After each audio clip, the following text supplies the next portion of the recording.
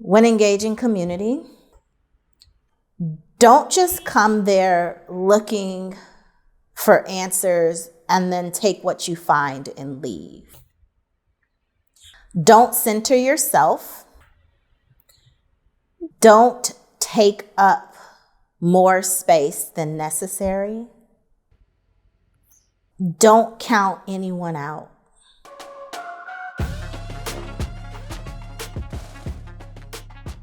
Before you start the community advisory board, what? Allow the members to be their authentic selves. Don't try to put them in a box. We have no idea what great sacrifice they may have taken to be in the space. So let them be their authentic self, however way that looks like. Allow them a space to be able to find their path while they are helping you to find yours. One of the challenges that I've seen already in other community advisory boards has been the lack of code switching that is necessary in order to talk to, again, researchers, the medical teams, community allies, and the community clients or patients or folks that you're trying to support. And if you're not able to do it, make sure you find other folks that can. And that usually looks like diversifying your community advisory board and leadership opportunities. Community is not a monolith. Communities look different depending on where you go, what kind of community you're looking for, who in that community are you looking to connect with, why should they be involved in your project? What is your goal? How will they be compensated? And how will you care for them afterwards? After your project is complete and you've gotten all you've gotten, what will they have? When working with community members, do see them as experts, see them as necessary, important, essential partners, and treat them with respect. Pay them. Do not assume that because they are very committed to the cause, that they will just give up themselves. Don't ask for something that you don't know exactly how you're going to use. And ask yourself, can I get it somehow else? Like, truly understand that community members are not only like here, but they have, kids, they're active in their community, they have jobs. Many of them have businesses that they're running. Many of them are caregivers to their parents. They have lives that are full. Every minute that they choose to spend in service truly should be honored.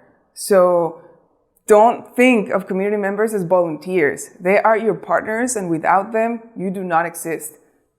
Communities have been extracted from so much in terms of their labor, their emotional labor, their contributions, which often, don't get the same level of recognition. And so I think that it's inherently there's a power dynamic that's inherently biased, against communities. So, in order to try to restore that balance, people on your community advisory board need to be at the same level of influence and of power as every other partner in the project.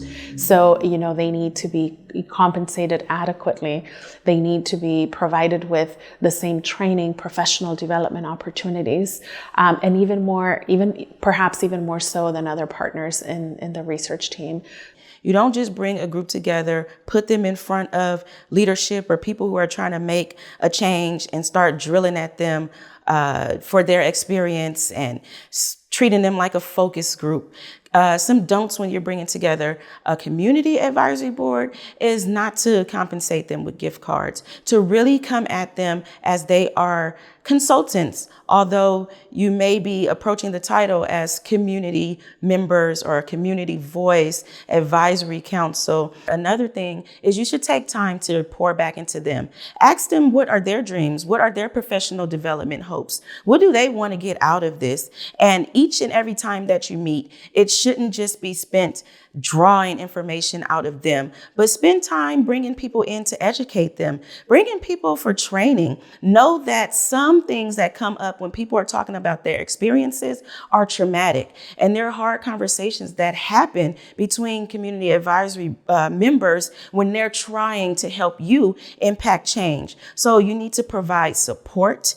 You need to intervene when you can tell that harm is happening. And if you are a facilitator of a CAB group, your job there is to bring out conversation. And sometimes you might want to make one of your CAB members a community leader, because when people are looking at you, you might represent one of the institutions that they don't trust. They might not be as comfortable telling you their whole story and their whole truth. But when you have someone who can relate to them, who share their experiences to help facilitate those conversations, then it makes your CAB that much more special and impactful.